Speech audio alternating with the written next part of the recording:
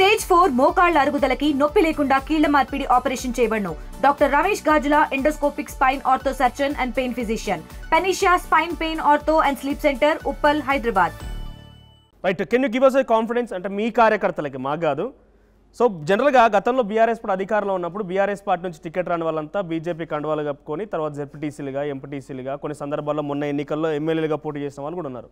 అంటే అంతో ఇంతో బీజేపీ బలపడిందనే భావనలో మీరు ఉన్నారు కాబట్టి మీ పార్టీ కార్యకర్తలకి చివరాకరణ టికెట్ రాకుండా కాంగ్రెస్ నుంచో బీఆర్ఎస్ నుంచి వచ్చిన వాళ్ళందరూ కొట్టుకుపోతున్నారు.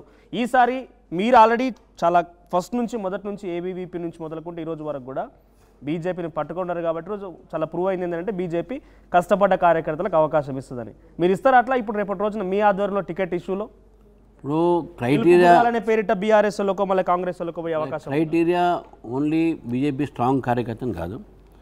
ఎలక్షన్స్ వచ్చే వరకు ఏమైతే అంటే దానికి కొన్ని పారామీటర్స్ ఉంటాయి. ఎలక్షన్స్ వచ్చే వరకు మీరు అన్నట్టు గెలుపు గుర్రాలు ఉండాలి, సోమత ఉండాలి, అతనికి బ్యాక్గ్రౌండ్ ఉండాలి, అతనికి ఒక బేస్ ఉండాలి, సోషల్ బేస్ ఉండాలి. ఇవన్నీ చూసి తప్పకుండా first preference will be given to a strong candidate. తర్వాత బీఆర్ఎస్ కాంగ్రెస్ నుంచే కాదు కదా, మా దగ్గర నుంచి కూడా ఇప్పుడు మా పార్టీలో ఉన్న చాలామంది కార్యకర్తలు ఇచ్చిన మా దగ్గర టికెట్ ఇచ్చినాం, లేదని కాదు కదా. ఇప్పుడు నాకు ఇచ్చారు టికెట్, లక్ష్మణ్ గారికి చాలామందికి ఇచ్చాము మేము. ఇప్పుడు గెలిచిన వాళ్ళలో వేరే పార్టీ వచ్చిన గెలిచిండొచ్చు బికాస్ ఆఫ్ ది సిచ్యువేషన్స్. కానీ ఎంపీలు మేము 8 మంది గెలిచినాం, దాంట్లో కూడా మా పార్టీ వాళ్ళు ఉన్నారు కదా, వేరే పార్టీని వచ్చిండొచ్చు.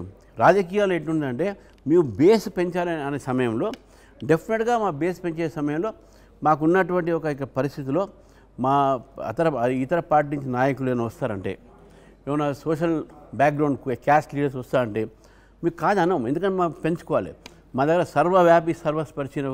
కానీ కష్టపడ్డ కార్యకర్తలు ఇక్కడ నష్టపోతారు కదా. మరి కష్టపడే కార్యకర్తను ఎవరికి కూడా నష్టపోకుండా చూసే బాధ్యత మాది. ఎవ్వరికి కూడా నష్టమయ్యేటట్టు ప్రస్తుతం చేయం. గెలుపు గుర్రాలకు ఇస్తాం. ఒకవేళ నిజంగా బీజేపీ కార్యకర్తకు నష్టం జరిగితే వేరే రకంగా వాళ్ళకు మేము దాన్ని నష్టపరిహారం చేస్తాం. అది మా ఒక ఇది. Definitely we are going to compensate to our workers. Hard working cadre will definitely be recognised. Sir మీరు ఇస్తామంటారు కానీ మొన్న గువ్వల బాలరాజుని చేర్చుకున్నారు. అప్పుడు మొన్న 2019 పోటీ చేసిన వారి పరిస్థితి ఏంది? చూడండి, గువ్వల బాలరాజు ఒక ఎమ్మెల్యేగా బీఆర్ఎస్ పార్టీలో ఉన్నప్పుడు మేము ఆ రోజు కూడా చెప్పినాం, కేసీఆర్ గారు స్క్రిప్ట్ రాస్తే వీళ్ళు నాటకాలు చేస్తున్నారు, ఇక్కడ వీళ్ళందరినీ ఆడిస్తున్నాడు, ఇది బూటకం, ఇది క్రియేటెడ్ స్టోరీ అని చెప్పి ఆ రోజు ఫామ్ హౌస్ స్టోరీ అంతా కూడా మీకు చెప్పినాం. కానీ అది తర్వాత బయటపడ్డది అది ఫాల్స్ అని చెప్పేసి. ఈరోజు సిబిఐకి ఇచ్చినప్పుడు వాళ్ళు మాట్లాడలే, కామ్గా అయిపోయినారు. ఇప్పుడు దాంట్లో అసలు విషయాలు కూడా వాళ్ళు ఇప్పుడు తెలుసుకున్నారు, అరే మమ్మల్ని యూజ్ చేసుకున్నారు కదా అని. అది తెలుసుకొని గోల్ బాలరాజు గారు మా దగ్గరకు వచ్చి, సార్ మా తప్పు అయిపోయింది, నేను పార్టీలో వస్తా అనుకుంటున్నా వచ్చారు. వచ్చిండగానే రాగానే ఎవరికి కూడా మేము అష్యూరెన్స్ ఇవ్వం. మీరు వచ్చారు, మీకు ఎమ్మెల్యే టికెట్ ఇస్తాం, ఎంపీ టికెట్ మీకు అష్యూరెన్స్ ఇవ్వం. పార్టీకి పనిచేయండి, పార్టీ కార్యకర్తలు కలిసి పనిచేయండి, డెఫినెట్గా వీల్ రివార్డ్ యూ. అంతేగాని ఆయన వచ్చినంత మాత్రాన పాత కాంటెస్ట్ చేసిన వ్యక్తికి నష్టం జరుగుతుంది అంటే అటువంటి ఏం ఉండదు. డెఫినెట్లీ వీల్ వేరే టైమ్ ఆఫ్ ఎలక్షన్స్. ఇప్పుడు ఎలక్షన్స్ లేవు, ఎవరు మంచి పని చేస్తే ఎవరికి మంచి రిపోర్ట్ ఇస్తే వాళ్ళకే టికెట్ ఇస్తాం. అంటే ఇప్పుడు ఫామ్ హౌస్ కేసులో ఉన్న మిగతా ఎమ్మెల్యేలు కూడా బీజేపీలకు జాయిన్ అవుతారా? మేము మా దగ్గర జాయిన్ కాదంటే మరి రా అని మేము అనం కదా. ఎవరికైనా మేము చూస్తాం, అది కూడా చూస్తాం. నిజంగా దాంట్లో కొంతమందికి ఏదైనా క్రిమినల్ బ్యాక్గ్రౌండ్ ఉందనుకోండి, వాళ్ళు వెనక ఏదైనా డ్రగ్స్ కేసు ఏదైనా ఉండే అనుకోండి, మేము ఎందుకు తీసుకుంటాం? అది బీఆర్ఎస్లో తీసుకుంటాం, కాంగ్రెస్ తీసుకుంటాం కదా, మేము తీసుకోం. అట్లా మీతో టచ్లోకి వచ్చారా? మీరు ఆ డ్రగ్ కేసు ఉన్న వాళ్ళని చెప్తున్నారు. మా దగ్గర గోల వాళ్ళు ఒకటే వచ్చాడు. కాదు, గోవా లాంటి చిన్న రాష్ట్రాల్లో కూడా బీజేపీ అధికారంలోకి వచ్చింది అంటే తెలంగాణలో నాయకత్వ లోపమా లేదా ప్రజలు బీజేపీని ఆదరించడం లేదా? కొన్ని ఎట్లుంటాయంటే కొన్ని పరిస్థితులు ఇక్కడ రాజకీయ పరిస్థితులు మారినప్పుడల్లా బీజేపీ పెరుగుతున్నప్పుడల్లా అప్పుడు ఏమైనా టీడీపీ వచ్చేసింది, మళ్ళీ బీజేపీ పెరుగుతున్నప్పుడు తెలంగాణ మూమెంట్ వచ్చింది. తెలంగాణ మూమెంట్ బీజేపీ పూర్తిగా పోటీ చేసి ఇన్వాల్వ్ అయింది, టీఆర్ఎస్ వచ్చింది. అంటే కొన్నిసారి పరిస్థితులు కూడా మాకు సహకరించాలి.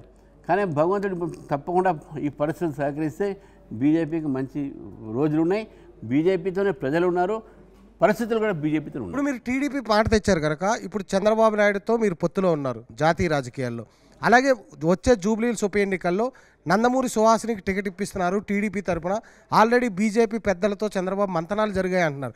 దానికి మీరు ఏకీభవిస్తారా రాష్ట్ర నాయకత్వం? మన బీజేపీ పెద్దలు ఎవరు నాకైతే తెలియదు, కానీ నేను కిషన్ రెడ్డి గారు ఇప్పటికైతే మా దాంట్లో మా ఎంపీలు మా ఎమ్మెల్యే ఎవరితో చర్చించలేదు. మళ్ళీ మాకన్నా పెద్దలు తెలంగాణ ఎవరు ఉన్నారంటే తెలంగాణ జాతీయ నేతలతో జాతీయ నేతలు చర్చని మాకు చెప్తారు. అటువంటి ఏం చర్చ జరగలేదు. మేము ఇప్పుడు కూడా చెప్తున్నాం, రాజకీయ పరిస్థితులు తెలంగాణలో వేరే, అక్కడ ఆంధ్రాలో వేరే. ఇక్కడ ఉన్న పరిస్థితుల్లో మాకు ఇక్కడ బలమైనటువంటి ఒక ఫోర్సెస్ ఉన్నాయి, కార్యకర్తలు ఉన్నారు. డెఫినెట్గా మా కార్యకర్తలని ఫస్ట్ ప్రిఫరెన్స్ మేము ఇస్తాము. మీ జాతీయ అధిష్టానం ఒకవేళ చంద్రబాబు నాయుడు గారి మాట విని సుహాసినికి టికెట్ ఇస్తే మీరు సహకరిస్తారా? మేము స్పెక్యులేటివ్ క్వశ్చన్స్కి మీ ఆన్సర్ ఏమి హైపోథెటికల్ కదా, ఇవన్నీ ఏమవుతుంది ఎట్లా I can't answer. Suhasini BJP తరపున టికెట్ ఇప్పిస్తే బీజేపీలో వస్తాంటే మాకేం అభ్యంతరం లేదు. టికెట్ అనేది మేము అది అష్యూరెన్స్ ఇక్కడ ఇవ్వం కదా, రామచంద్ర పార్టీలు రావచ్చు. మీరు అధ్యక్షుడు అయిన తర్వాత చేరినటువంటి ఒకే ఒక్క మాజీ MLA Guvvala Balaraju, chairman backward class commission chairman అంటే మాజీ ఎమ్మెల్యే స్థాయిలో చేరిన వ్యక్తి మాత్రం. మీరు ఇంకా మాట్లాడుకొచ్చారు, చాలా మంది కాంగ్రెస్ నుంచి మాజీలు, బీఆర్ఎస్ నుంచి మాజీలు అన్నారు, అది అడుగుదాం. బట్ బిఫోర్ దాట్ మీరు చేర్చుకున్నటువంటి ఆ పర్సన్స్లో కూడా మీ పార్టీలో సముఖత లేదు. ఎందుకనంటే ఆ గువ్వల బాలరాజ్ చేరిక పైన మీ పార్టీ ఎంపీ కొండ విశ్వేశ్వరరెడ్డి రీసెంట్గా ఆర్టీవీతో మాట్లాడుకొచ్చారు, అది కూడా ఒకసారి విందాం. పీసీఆర్ ఒకసారి కొండ విశ్వేశ్వరరెడ్డి ఏం మాట్లాడారో ప్లే చేయండి. గువ్వల బాలరాజు ఆయన మాటలు నమ్మనవసరం లేదు, ఆయన వంకలు చెప్పాలి, అది ఇడిచిపెట్టి ఎట్లా వస్తాడు? ఆ పార్టీ ఏదో వంకలు చెప్పాలి, ఆయన చెప్పిండు. ఆయన్నే అసలుకి ఎందుకు వచ్చిండో నాకు తెలియదు, ఎవరు తీసుకున్నారో. ఆయననే మా బిఎల్ సంతోష్ని అవమానపరిచిండు, ఆయన వల్లనే మేము మున్గోడు ఎలక్షన్స్ ఓడిపోయినాము. అటువంటి ఆయనను తీసుకున్నారు, మా పార్టీ నేత బిఎల్ సంతోష్ని అవమానించారు. ఎవరు తీసుకున్నారో తెలియదు, ఎందుకు తీసుకున్నారో కూడా తెలియదు అని అంటున్నారు. ఆయన తెలియదు, నాకు వాస్తవం తెలియదు, అప్పుడు తెలియదు, ఇప్పుడు అడగండి. ఈ యొక్క ఇంటర్వ్యూ అయిన తర్వాత బాలరాజు గారు నేను కార్యాలయంలో కూర్చొని ఆయన ఎవరు జాయిన్ చేయించారు, ఎందుకు జాయిన్ చేయించారు, ఏ విధంగా జాయిన్ చేశారు, బాలరాజు గారికి ఒక ఎక్స్ప్లెనేషన్ ఇచ్చారు. ఇప్పుడు మీరు ఇంటర్వ్యూ తీసుకుంటే మన విశ్వేశ్వరరెడ్డి గారిని ఇప్పుడే తీసుకుని మీరు ఫోన్ లైన్ తీసుకుని చెప్తారు. ఈ ఇంటర్వ్యూ అయిన తర్వాత నేను క్లారిఫై చేశారు. కాబట్టి ఇప్పుడు ఆయన చేరినప్పుడు విషయాలు వారికి తెలియకపోవచ్చు, కానీ ఏ పరిస్థితి చేరాడని చెప్పి తర్వాత తెలిసిన తర్వాత ఈజ్ కన్విన్స్డ్ లేదండి. ఇప్పుడు మేము ఏంటంటే Bharatiya Janata Party is a political party. Our doors are always open for the people with political bent. పాలిటిక్స్లో రావాలని ఆసక్తి కలిగినట్టు ఎవరైనా సరే పార్టీలు రావచ్చు, కానీ కొన్ని పద్ధతులు మాకు ఉంటాయి, కొన్ని ఇవి ఉంటాయి. సో కాబట్టి మా సిద్ధాంతం మీద మా దీని మీద నమ్మేవాళ్ళు ఎవరైనా మా పార్టీలో రావచ్చు, మేము ఆహ్వానిస్తున్నాం. అయితే రాసుకునేప్పుడు మేము జాతీయ పార్టీతో మాట్లాడే వారిని చేర్పించుకున్నాం. సో కాబట్టి ఆ ఒక్క క్వశ్చన్ రాదు. సో మీరు చాలామంది మాజీ ఎమ్మెల్యేలు బీఆర్ఎస్ నుంచి కాంగ్రెస్ నుంచి వస్తున్నారు, ఇంకా క్యూ కడుతున్నారు కూడా మాట్లాడుకొచ్చారు. ఏంటి వాళ్ళకి దారి దొరకట్లేదా, లేకపోతే బీజేపీ చల్లబడిపోయిందని ఆగిపోయారా?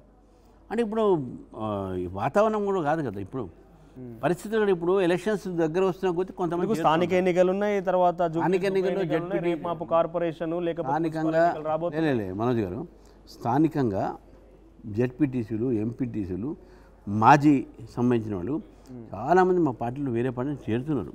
అంటే ఆసక్తి, మేము వాళ్ళకి టికెట్ ఇస్తామని చెప్పట్లేదు, కానీ చాలామంది నేనే చాలామంది చేర్పించాను. నిన్న నేను దేవికా రాణిని మాజీ ఎంపీటీసీ నేను ఆందోళన పోయాను, నిన్న నేను జాయిన్ చేయించుకొచ్చాను.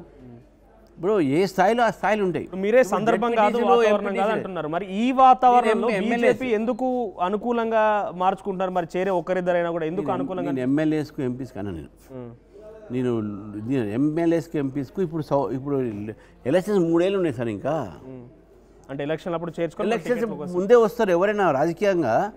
ఆ వాతావరణం నిర్మాణం అయినప్పుడే వాళ్ళు వస్తారు, అట్మాస్ఫియర్ చూసి వస్తారు ఎవరైనా. ఇప్పుడు బీజేపీ గెలుస్తుందంటే బీజేపీ ఎక్కువ మంది వస్తారు. ఇప్పుడు బీజేపీ గెలుస్తుంది కాబట్టి మా దగ్గరికి జెడ్పీటీసీలు, ఎంపీటీసీలు మీరు మీ యొక్క రిపోర్టర్స్ని గ్రామీణ స్థాయిలో పంపించండి, ఎంతమంది బీజేపీలో చేరినట్టు మీరు చూపెట్టమని చెప్పి నేను చేరుతున్నారు వాడు. నేను చేర్పించుకొచ్చాను, మొన్న నేను పెద్దపల్లిలో చేర్పించుకొచ్చాను, మహబూబ్నగర్లో నేను చేర్పించుకున్నాను ఎంపీటీసీ, జెడ్పీటీసీని. చాలామంది మా పార్టీలు చేరుతూ ఉన్నారు.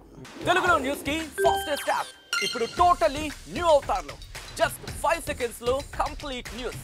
సోషల్ మీడియాలో ట్రెండ్స్ కి వన్ స్టాప్ సొల్యూషన్.